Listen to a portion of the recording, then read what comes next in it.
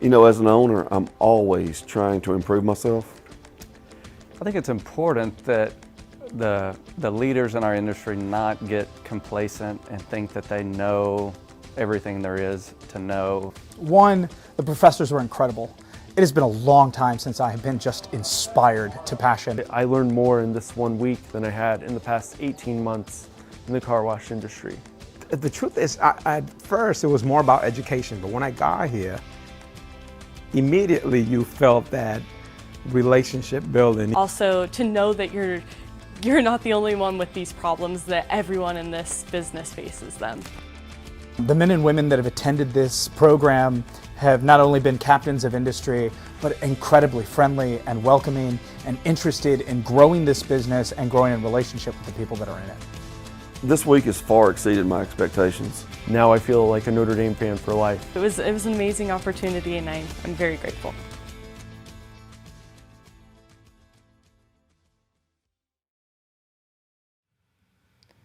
Hello everyone, it is Matt DeWolf, your host on another episode of Car Wash Magazine Live. Here we are, my friends. That was a great little video for you about Executive Management Institute. That's ICA's program held at Notre Dame. It's an awesome program, November 1 through 6. You can see the dates below here. You can apply at carwash.org/EMI. It's a really awesome opportunity for folks who have been on the job for maybe 5 years or more. And it's really targeted at those folks who are execs, regional managers, district managers, site managers, that level of team members. So make sure if there's somebody that you think is on that growth path, get them signed up for that program. It's really valuable. I got the chance to be there for a day last year at the first one, and it was very clear that it was a great opportunity for folks to connect and learn and really create a new network of relationships in the car wash industry. So it's really powerful, really, really powerful stuff. Okay, so what's going on, guys? It is, I don't know what day it is. It's still May 14th, I think, today. So I'm really excited for this week's episode because there's a theme to this one, and the theme's going to be a little bit around hope and positivity here in terms of what's coming up next. So I know here in Minnesota, the stay-at-home or the shelter-in-place or whatever the order is you want to call it, is going to lift on Monday, and that's something, right? It's something. It's a first step, I think, towards some optimism and what many are saying is going to be a pretty long road to recovery, but it is nonetheless a step towards some hope and some optimism. Let's just hope it's not a Paula Abdul kind of a step, if you know what I mean. So before we get going, I want to talk about a couple of resources for you. International Car Wash Association has their page, carwash.org/sharing. That's updated frequently. The most recent stuff to be posted there. There are some really great resources from the CDC about disinfecting and cleaning interiors of vehicles. So take a look at those if you can. And then as everybody starts to safely reopen or has reopened or is going to be reopening in the next couple of weeks, there are some guidelines there for what we've kind of collected from folks in terms of best practices on how to do that. So check that out. There's also the Car Wash is Indispensable infographic sitting on that page for you to use on your social media accounts. That's a really cool little infographic for folks to be able to use. The other thing I want to talk to everybody about real quickly, because we're going to do more on this later in the program, is the industry pulse surveys. ICA has been putting these out. This is the second round of them. We're doing one both on the supplier side and on the operator side. So really cool stuff to be able to see overall sentiment of what's going on in the industry and be able to kind of use that data to shape our thinking and make sure that we're responding in the right way. So now let's go to our industry pulse. We've got that. I just talked about that. All right, so guys, this is my favorite part. This is the jokes. You guys love the jokes. Don't pretend like you don't love the jokes. Before we get into the joke, I do have one more kind of fun thing for you this week on the show. So one of the things that I love, and I know that you love, is to look at car washes. And so in my job with Car Wash Magazine, I get the chance to see a lot of really great washes. I want to share with you all, let me get this up on the screen for you. I want to share with you all this photo from one of the last visits we did in February for Fire Station Express Car Wash. It's in Georgia. This picture that you're looking at is a really fun interior shot of the tunnel. It's an all black tunnel, a lot of LED lights. Really loved that Inferno Shield kind of look going on his signage there, and the whole place is themed as a fire station vibe. Really neat place. Special thanks to Tyler McClure down there for letting us visit and take some photos. So why am I showing you this photo? Because I want to see your washes. That's really the gist of it. I want to see what you all are doing. I want to see the cool shots of your washes, and I want to be able to share those with folks. So you can send those to me just like you're going to send me your jokes at mdewolf@carwash.org. All right. So you waited for me. Thank you. Here comes the joke. This week is a good one. One of my best ones yet. You guys just wait. All right. What is every top package's favorite movie quote? Wax on, wax off. Ah, come on, you guys. Come on. You know that's good. You know that's good. All right, you didn't like that one. You didn't like that one. I'll give you a bonus one this week. Okay, what's every top package's favorite musician? How about Seal? No, still nothing? All right. Well, okay, you guys got to send me your jokes. Guess what? They're not going to get any better. This is the path we're on. So send me your jokes. We'll share them on this program. And for now, we're going to move on to our friend Mike Black, a valet car wash in Canada. Mike, welcome to the program. How are you, my friend? Hey, I'm great, Matt. Thanks for having me on. So we wanted to have you on today because you've been doing a lot of really great things in terms of contactless and your unlimited plans. But first, before we get into that, I'd love to just have you give folks a brief kind of introduction about who you are and what Valet Car Wash is. Sure. For those who don't know me, I'm an operator up here in Southern Ontario, just outside of Toronto, Canada. We have 9 locations. We have the whole gambit of everything. We have FlexServe, exterior expresses, detailing shops, self-serve bays, 4 quick lubes, and some gas stations. The only thing we don't dip our toe in is the in-bay automatics. The oil companies are quite prominent up here, and they do a great job at it, so we stay out of that market. Yeah,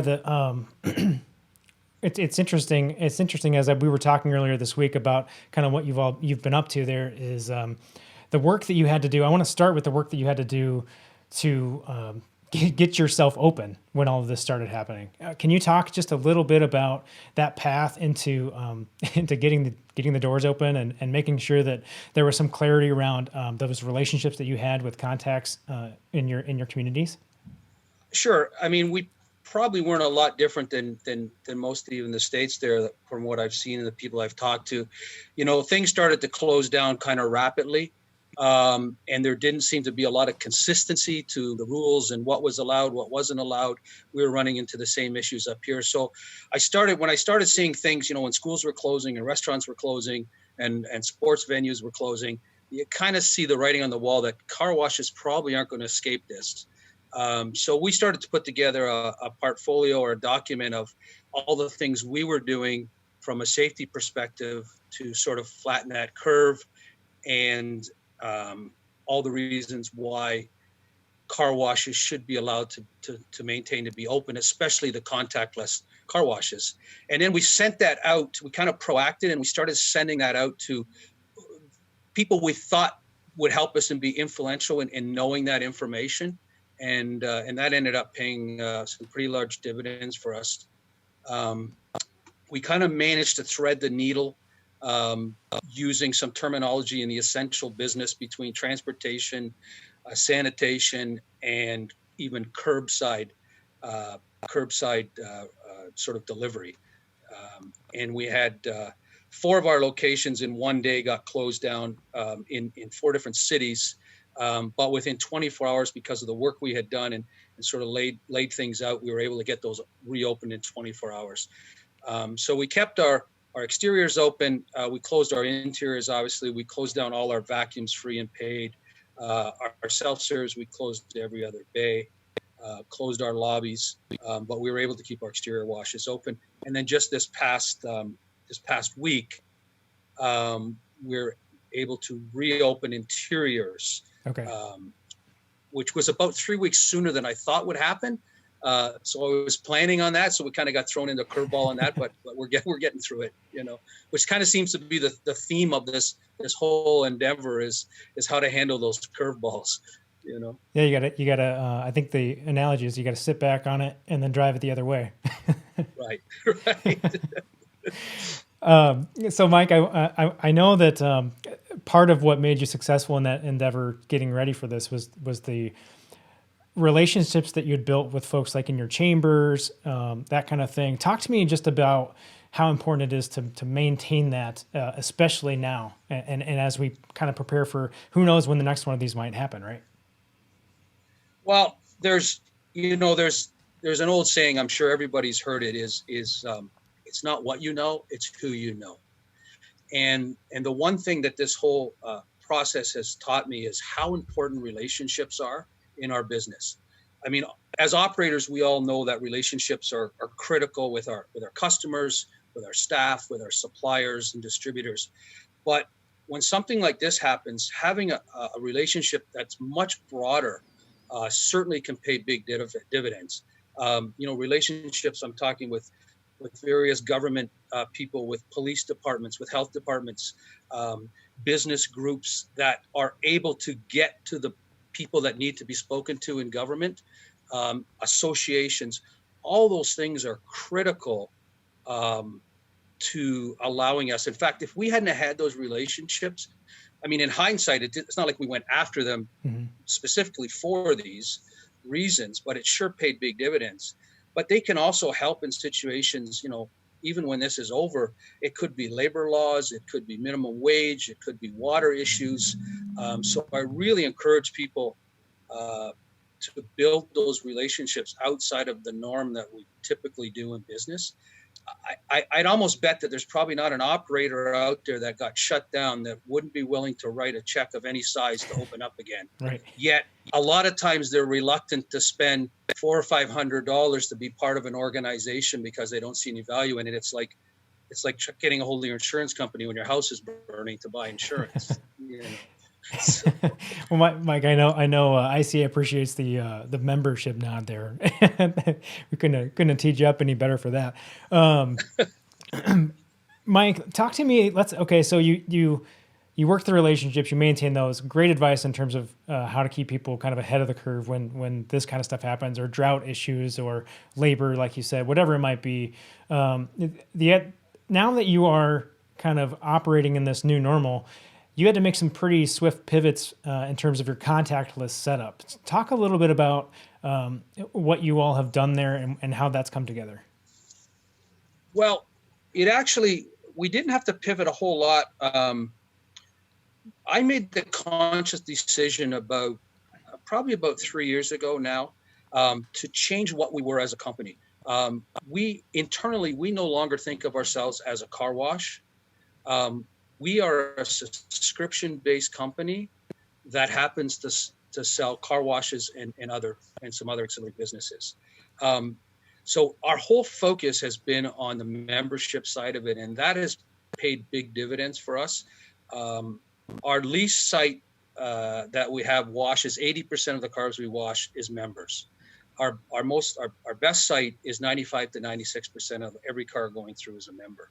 So I mean, we're being able to be in that contactless mode, that really, kind of got us ahead of the curve by having that type of membership already. The other thing we did is this next month will be 3 years when I made the decision to eliminate cash from all of our tunnels and self-serve business. We haven't taken cash for 3 years. And again, that decision paid big dividends.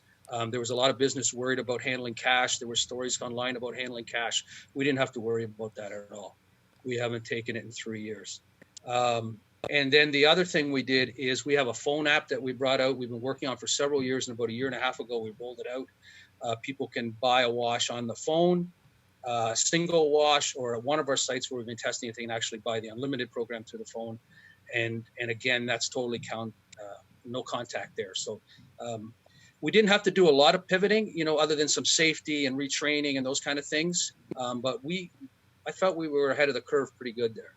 Yeah, I want to show folks a little bit of what that phone app look like? Because you shared some screenshots with me, and I thought it was pretty nifty.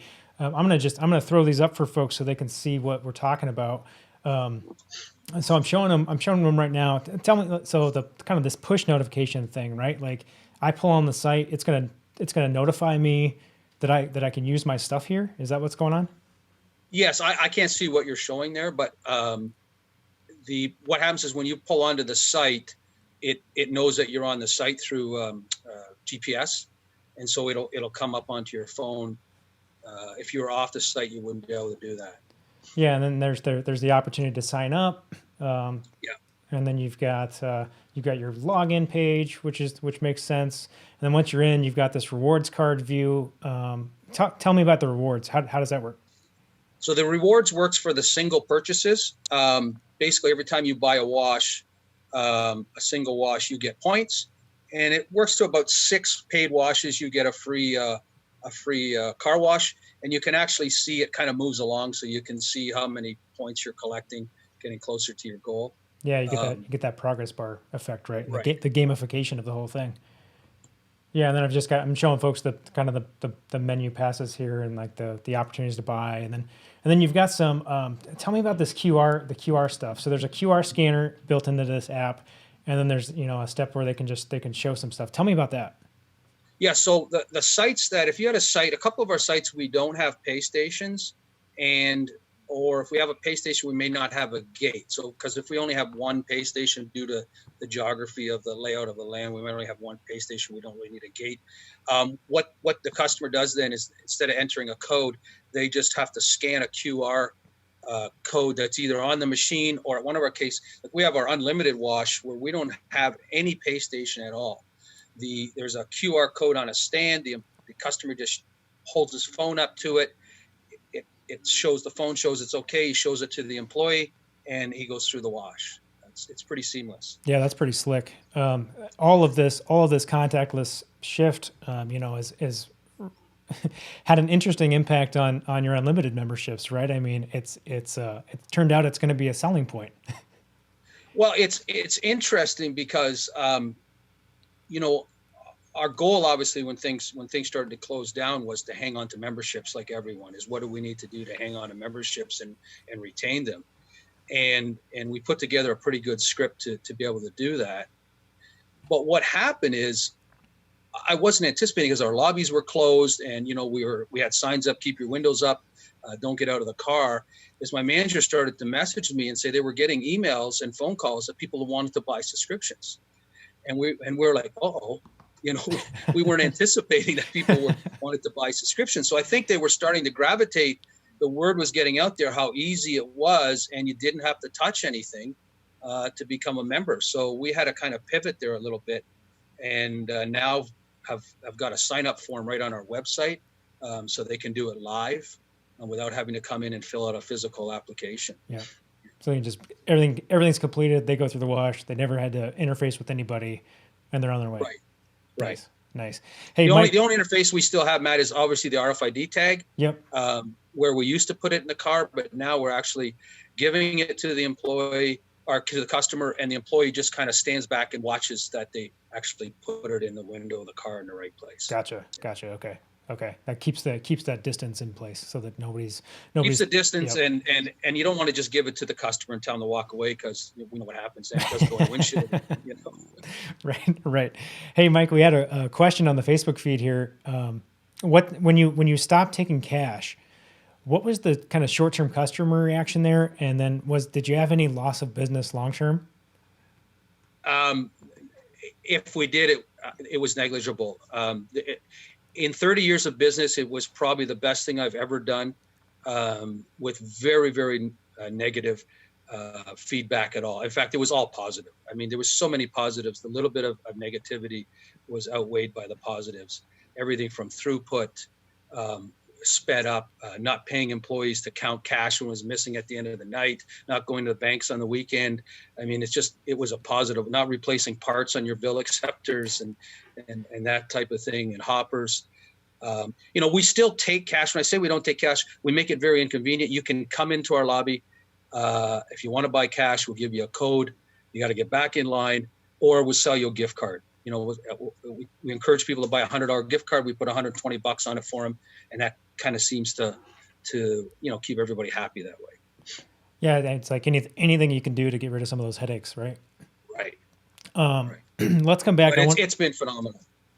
I want to talk a little bit more about the impact this has actually had on your limited program. So you said you closed your lobbies down. You were kind of expecting for things to fall off quite a bit. They haven't fallen off very much, Mike. No, in fact, I'm very surprised actually.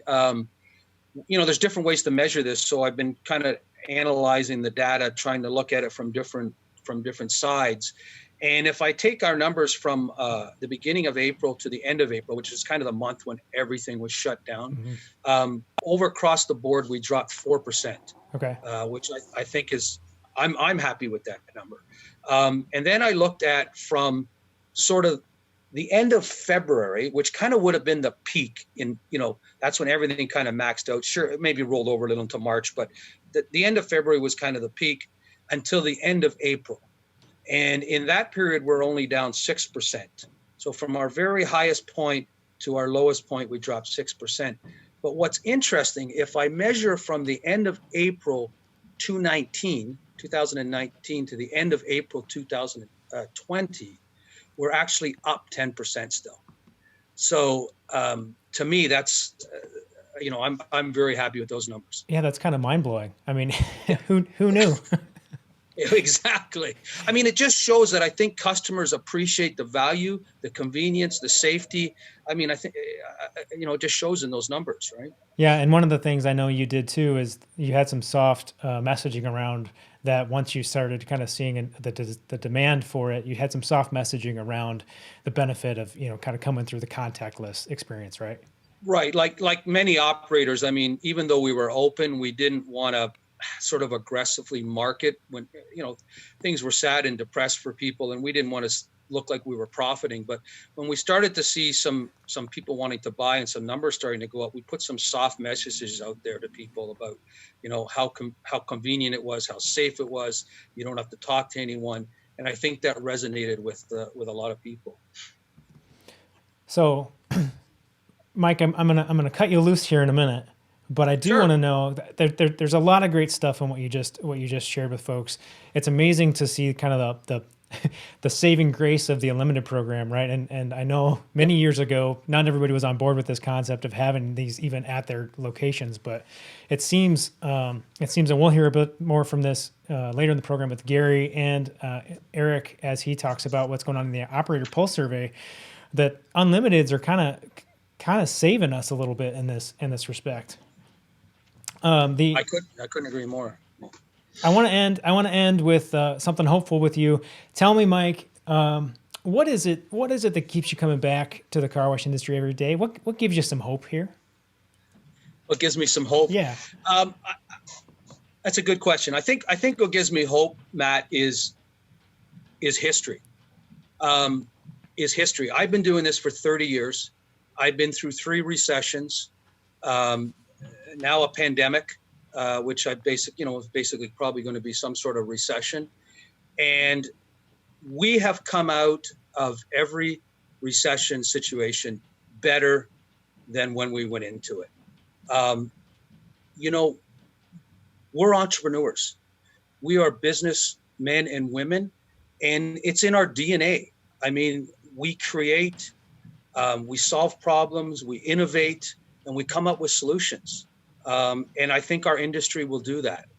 I bet you in the next 6 to 18 months, we're going to see things in our industry that makes us better and stronger that we probably wouldn't even been on the radar if this hadn't happened. So I firmly believe that things are going to get better and actually we'll be better off at the end of this. Yeah, those are great words to put into your bank for the days that you're feeling a little bit at your wit's end. Just good things can come. History tells us so. Exactly. I was talking to I was at a function about a year ago, and I met an capital equity guy, and they were thinking of getting into the business.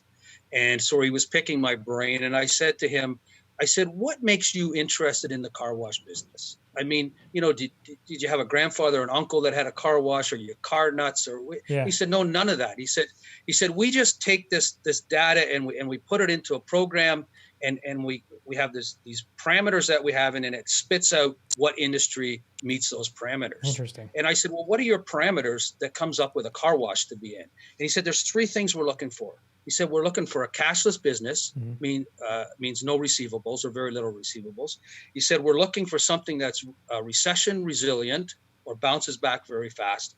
And he said, we're looking for a business that the internet can't take over, like an Amazon and a bricks and mortar.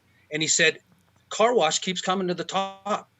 And he said, there's very few other retail businesses that meet that criteria. And it's funny, we've been corresponding over the course of this whole thing and letting him know how we're doing. And he sent me an email last week and he said, we've added a 4th criteria and the car wash industry meets it. And that's pandemic proof. He said, you guys are pandemic proof. He said, and to me, that was great, Yeah, it's again a beacon of some hope in all of this. That Right. we're all sitting in the right spot.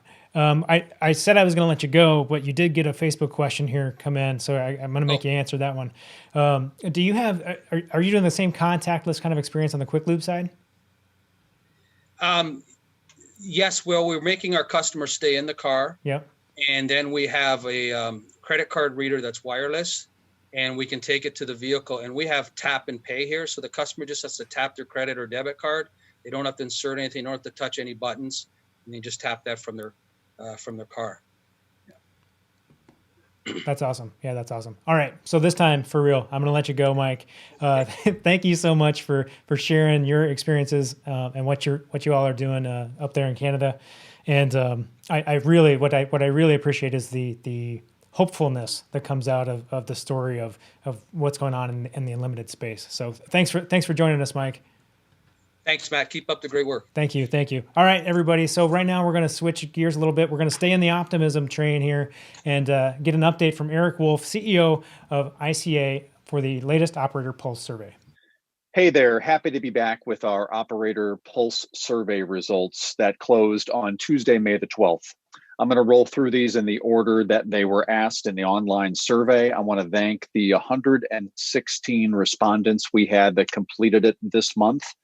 It's down slightly from the last time, 150. But as you'll see when you download the report at carwash.org/industry-pulse, this survey takes less than 3.5 minutes. So when the next one comes out, we'd love to have your time to give us this and give you this read on what's happening in the car wash industry. So let me go through them. For those of you who are going to be looking at the actual report, I'll remind you, just like we did last week in Car Wash Magazine Live, when we have questions that were asked in the previous month, I have placed a screenshot of that same answer from a month ago in the upper right-hand corner. So question 1 as an example is, please give us an indication of what your car wash models are. You can select more than one answer. As you can see, express and /exterior is the number 1 category selected by our respondents. And that's the same as last month, as you can tell by the upper right-hand corner. In fact, the distribution across all 6 of the different selections is the same as the month prior. So pretty consistent there. This begins now, question 3, this idea of how would you describe the current state of your business, is the first of what I will not bury the lead, is a lot of positive information coming throughout these handful of questions. Like I think all of us realize, this is going to be a slow and long recovery out of what has happened and what is happening to our businesses and the U.S. economy and the world economy, of course, but a lot of positive information. And here's one example of it. Now, we still have more than 45% of car wash operators describe their business as weakening. But what's most significant is how many more are describing it as strengthening. So we have over 1/3 of respondents see their business strengthening, whereas a month ago, that number was less than 5%. We were at 85% weakening. Now we're at roughly 45% weakening. So real improvements in that number, although weakening is still leading the way, but we'll take what we can get at this stage, right? Question 4 asked our operators, what is the rate of change in their business? Compared to the month prior, the speed has slowed. So you see the fast change has declined from more than 40% to about 25%. Slow has increased the most. And again, we will, with the improved outlook and the slowing of change, we think this indicates that there's a slowing down of this sort of free fall of when the coronavirus first hit business. So we'll take that as a positive. Another example of good news is our question number 5. What would you expect the annual rate of car wash revenue growth to be for the year 2020? Now, let me be clear. This is still not a good number.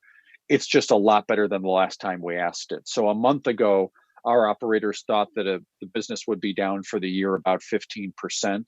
We're now seeing that be more than halved. So we're closer to being down 6%, a little over 6% for the year. So not positive growth, not what we want to have, of course, but we'll take this direction if we can't get the outright results just yet. Good to see the sentiments improving. We then asked, what is your appraisal of what the business conditions will be in 6 months? Again, we are seeing positive numbers here. The positive didn't change as much as the reduction in negative, though. So this, I would say, is a little more of a moderate answer, moderately positive. Maybe what we're seeing is the recognition across operators that this will take longer than we thought. Remember, our first survey was roughly 30 days into the coronavirus crisis. And perhaps the mentality then was, we'll get through this 30 or 60 day, and in 6 months, we'll be rocking. Now we're into the 60 heading toward 90-day period of business interruption, and we have a better appreciation for the economic impact. And so perhaps the hopes for 6 months are a little more moderated. Now, here's the beginning of some questions that were new to this month's survey. We took out a lot of the questions around your modified business operating practices in light of coronavirus and asked some questions instead about the subscription model. So our question number 8 was, what percentage of your volume over the last 30 days has been due to your subscription base? So not your a la carte or your non-subscriber, but really your monthlies. What's that volume looking like? So we don't have a comparison point for this question yet, but our respondents, 113, answered the question by saying a little over 30% of their volume is that subscriber base. Here's another one we're going to watch over time is question number 9. What's the growth rate of your subscription base?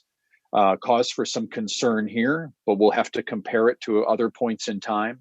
So we're about 7.5% down in the subscriber base for operators. So a negative number, not obviously something that we want to continue. And then our final question that I'll cover here this morning is going to be the percentage of CapEx, what that change might be. And so we asked this a month ago, and over 50%, operators declared that over 50% of their originally planned CapEx, they were either going to cancel outright or push it into 2021. We see a little bit of a reduction in that number, which in this case, reduction would be good. So we're closer to 46% of CapEx being deferred or canceled. The inference there, or at least the hope there, would be more of that comes back into 2021 as business conditions improve. Thanks to everybody who took the time to complete this survey, and we'll look forward to bringing you new editions of this in the months ahead. Stay safe. All right, everybody. So great data there. Eric, thanks so much for sharing that information with us. There's a lot of good nuggets in there and a lot of reason for us to be pretty optimistic as we go into the next few weeks. Something else that's pretty optimistic is what's going on down in Atlanta with Gary Dennis. Gary, welcome to the program, my friend. Thanks, Matt. It's good to be with you. So, okay, you're growing in Unlimited. We'll get to that, but let's start out with just a little bit of background on who you are and your path to the industry. Okay, sure. First of all, thank you for letting me follow Mike Black as if I didn't need any additional pressure in my life. So I appreciate you setting me up that way. Don't have quite as much experience as Mike, who we all know so well, but been in the business for 20 years now. And our company is Mammoth Holdings. We currently operate 39 locations in 8 states. We are basically, I'm headquartered in Atlanta, so we cover the Southeast and extend as far north as Illinois and as far west as Utah in our current markets. So tell me a little bit about kind of what you're seeing. You have a little bit of an optics into kind of more than just, the Southeast, which is nice. So tell me what you all have been seeing and how that's going. Well, I think two things. One, we've been extremely fortunate in that, having friends in the business in the Northeast, maybe in Michigan, maybe in California. Certainly there have been some markets that have been extremely hard hit. And I think it's just been sheer blind luck that we've been able to withstand what's happened in the markets that we're in. We've been very fortunate from that standpoint. We've had some markets that never had a complete kind of stay-at-home shutdown order. Most of the markets did. Probably the most impacted would be the Atlanta market, where it was really coming fast and furious in late March, early April. And there was a lot of confusion, a lot of conflicting orders, even within the Atlanta market, based on different counties, different jurisdictions. And so that's where we probably took the most extreme measures of shutting down our vacuums completely, and probably did that for about 3 weeks or so. But the rest of the markets, we obviously changed our operating style, but we're able to stay open and also kept our vacuums open as well. Well, and over that time, so I know when I was first talking to you, you were talking about how you had seen very little drop off in your unlimited plans. Now you actually are seeing growth. How? Well, it's a little bit of a head scratcher. As we got into this, we kind of, we had certainly had very strong growth plans for the spring as part of our budgeting process. And we kind of pivoted, and our new mantra to our team was hold the line. Let's do everything we can to keep what we've got, and had full expectations that we would start seeing a diminished number of subscribers just based on what was going on. So I would say that after peaking in early March, by the end of April, we were slightly down, but only down about 0.5%. So we thought that was unbelievable performance to be able to hold that as much as we were. I think that's somewhat in line to some of the numbers Mike was sharing. But then in the last 10 days or so, as things have kind of reopened, as spring kind of came to some of our northern stores and out west, business has been extremely strong on the paid side. We're kind of seeing, again, maybe not levels that we would expect had things been normalized, but certainly much improvement off our lows in March and April from the paid side. And that's given us more of an opportunity to make our pitch. And, we measure that every day, and we've changed our script. We have a set script that we use. We've pivoted on that and gone to, hey, this is a way to avoid contact. It just makes sense in this time frame we're in, and it seems to be resonating. So as of this week, we are an all-time high on our club business. So it's extremely encouraging. Maybe we'll get into a little bit later. I'm not sure it's always sustainable. I think there are some things to be concerned about out there. But certainly in the here and now, it's very encouraging news, and not too different, I guess, than what you heard Mike say. I think when you've seen the DRB studies that they've been coming out with on a weekly basis, and depending on where you are, of course, but looking at some of those trends, I think we kind of fall in line with a lot of what you've been seeing.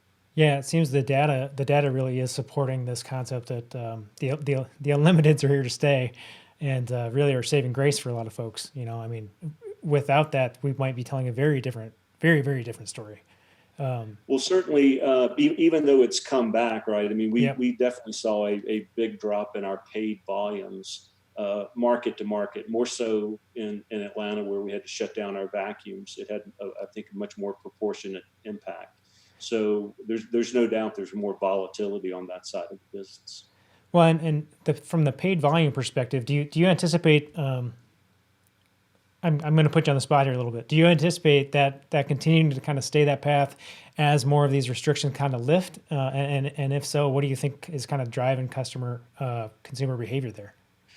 I think I could argue both sides of the coin in a lot of ways. I think the thing that's benefited us the most is that, car washing is a hyper local business. People tend to wash their car close to where they live. And certainly we're in a period where people are staying at home, staying close to home. And we're one of the few things that people can do. And so I think we're benefiting from just the nature of our business, where people aren't traveling, they aren't going out to restaurants, they've got to do something. We happen to be something down the street, and they're, but likewise, the probably the laundry down the street is probably not seeing the benefit, because people probably don't want to make an extra trip to the laundry or dry cleaner, and certainly they don't necessarily need it for work at home in a lot of cases. But I think there's a disproportionate benefit that we just happen to see because of how we're positioned. That's the short term. But longer term, I think we've got some headwinds out there. 36.5 million unemployment claims as of this morning. That's not going to snap back. It's going to come back to some level, but it's not going to come back to a zero baseline. So understanding how that's going to play out. And also, I think you and I chatted yesterday about this too. I think, there's a confidence issue out there. Even though things are reopening, it doesn't mean people are flocking and going back to business as usual. And I think that's going to take a long time to change human psychology, because there is now a sense of fear. And once that takes hold, it takes a long time to unravel that. So all that remains to be seen, how it's going to impact our business down the road. Well, and to that end, what do you think from a car wash perspective? What do you think we should be doing to kind of help alleviate any of those concerns? I mean, is it as simple as messaging around the changes that we've made at our locations? Well, I think part of it's messaging, part of it is demonstrative, right? I think, and this started right when the virus hit. We had a lot of positive customer feedback when they would see things like us wiping down the pay stations, when they would see us wiping down the vacuum areas, when they would see us social distancing, and even telling the customer, I'm going to talk to you, but I'm going to talk to you from a distance.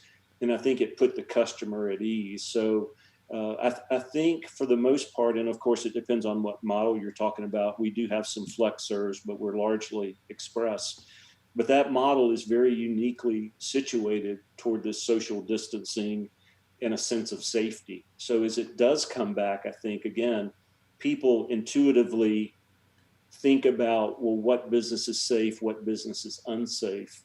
And I think they quickly get to the point of saying, oh yeah, it's a car wash. That's a safe thing for me to do. A lot different than going to a sporting event or going to a restaurant or something where they feel like they're going to be around a big crowd.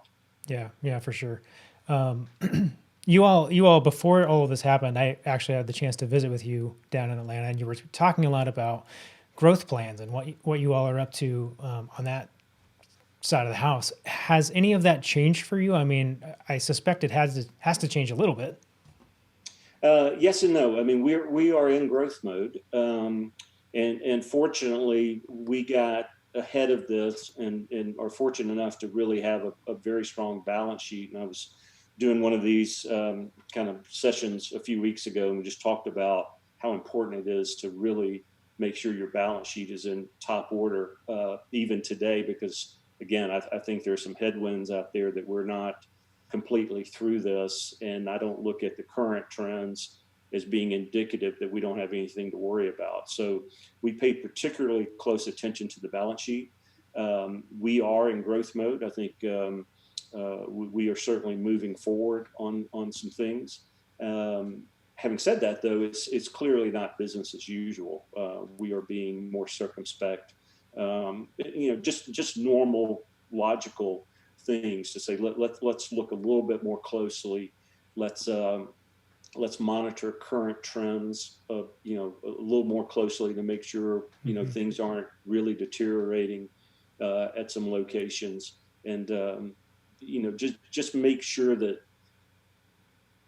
while we're growing, it's going to be a little bit slower walk than a flat out sprint in the near term. just out of basic prudence, I guess. Yeah, cautiously optimistic, so to speak. Yes, exactly. Gary, I'm gonna ask you the same last question that I asked Mike. Well, not technically, because I asked Mike a question about Quick Lube, and I'm not gonna ask you about that. But I want to know what in all of this, or just in general, what gives you hope? What are you looking forward to? Well, as it relates to the business, I guess you're looking at it from car wash perspective, right? I think Mike was spot on, right? Historically, we've always been described as being recession resistant. Whether officially described that way or not, we are clearly in a recession. It will be officially prescribed that at some point when it meets all the criteria. So we are going to have a downturn. I think we are as well positioned as just about any business. I think. As it relates to a pandemic and the things we were talking about, even if we were in a recession-resistant business historically, but operated in a way that was not pandemic-friendly, really wouldn't matter. I think we just are extremely, extremely fortunate as an industry that we've kind of dodged and weaved in between some of these threads that are gonna put us up and hold us very well. I think you're going to see continued interest in the industry. I think obviously with a lot of the outside capital that has come in, now you're going to have a lot of people looking at us as a case study as to what happens and how our business is resilient and sustainable. You heard Mike talk about adding that to the list of positives that people look at this industry. So I'm very hopeful that notwithstanding a really significant downturn that nobody's really baking into the cake right now, right? We're all kind of operating under the assumption that, yeah, things are bad, but they're about to get better. And perhaps it might turn negative again in the fall if this thing comes back. But, in general, as humans, we're generally optimistic, right? We don't think about the worst case, but there's some scenarios out there that it could be a lot worse than we're anticipating. So I am hopefully cautiously optimistic from that standpoint. But at the same time, I think we're going to have substantial unemployment for a long period of time. And there are businesses that are not coming back. I think there are people out there who don't quite know that that's the case yet. And my sense of it is, we get through the summer, some of these unemployment benefits end, or maybe some of the government stimulus kind of at some point taps out. How much more is there to go on? How much more hardship? I think it's going to be a very bumpy road for the next 12 or 18 months. Well, the good news is that there is hope in all of that, right? We have been seeing some reason to be positive in terms of what things are doing in our specific industry. And I think it'll be a really nice opportunity for us to kind of prepare ourselves and kind of maybe think differently about how we do kind of everything going forward. So I'm excited about that. Gary, I want to say thank you so much for joining us today. Congratulations on the unlimited growth. That's really awesome. Thanks, Matt. And I hope for everybody out there that things are kind of similar. I hope everybody's getting a little bit of that uptick and a little bit of that return to volume and a little bit of that return to normalcy. What I don't hope for anyone is that you ever have a story happen at your car wash like you're about to see.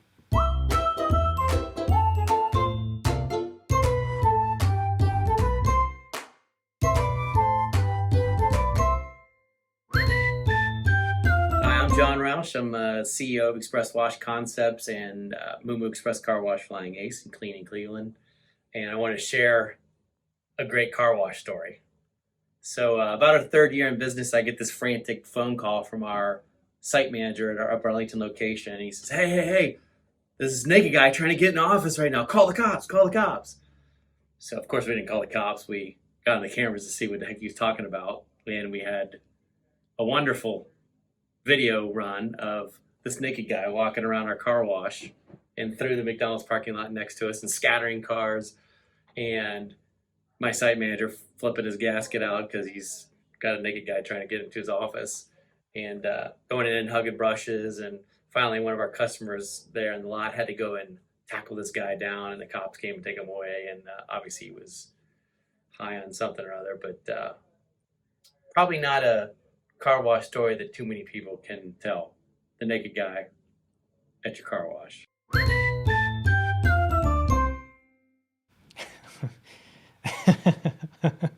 I normally I would try to say something funny around this particular subject, but it is not. There's nothing I could say. I can't. I mean, nothing that would be appropriate. Thank you to John Roush for sharing that story with us. Hopefully, none of you have that happening at your wash today or tomorrow or any time in the near future. If you do, we want to hear about it. You can send us your favorite car wash stories at carwash.org/vidquest. One question I want folks to be answering too is, what have you learned in 2020? So you can answer that, or you can tell me your favorite car wash story. Again, carwash.org/vidquest. All right, everybody. So that's going to be about it for this show. I do have one more thing I want to share with you. This resource guide did just mail from Car Wash Magazine. Many of you will be receiving these. This is a great little tool. This is normally what we would have had at the Car Wash Show this year in San Antonio. And so inside of this is a listing of the folks that were exhibiting companies and some articles and some content for you to kind of check out. So watch your mailboxes. That should be arriving shortly. If you want to find any previous episodes of this show, you can do that at carwashmagazine.com, also on YouTube on both the magazine and ICA channels, or you can just watch it in the Facebook feed like you're watching right now. All right, everybody, I'm going to leave you with a preview of a recent podcast from Car Wash the Podcast. It was featuring Matthew Stoner, who we had on this program a couple of weeks ago, to share what he was doing with California Hand Wash. We'll leave you with that. And, as you're out there, always, always, always keep it clean. Making customers the priority. It's not about us. It's not about California Hand Wash. It's about the customers. So, whether it's opening a door and holding it for a customer, saying hello, smiling, whatever it might be, it's just all about the customer. What are you guys most proud of? I think what we've created, the vibe, what customers feel when they come here, being able to relax. In the first couple of days that we opened it, a customer walked in and said, "Oh my God, I was in a terrible mood. I walked in here and I'm happy."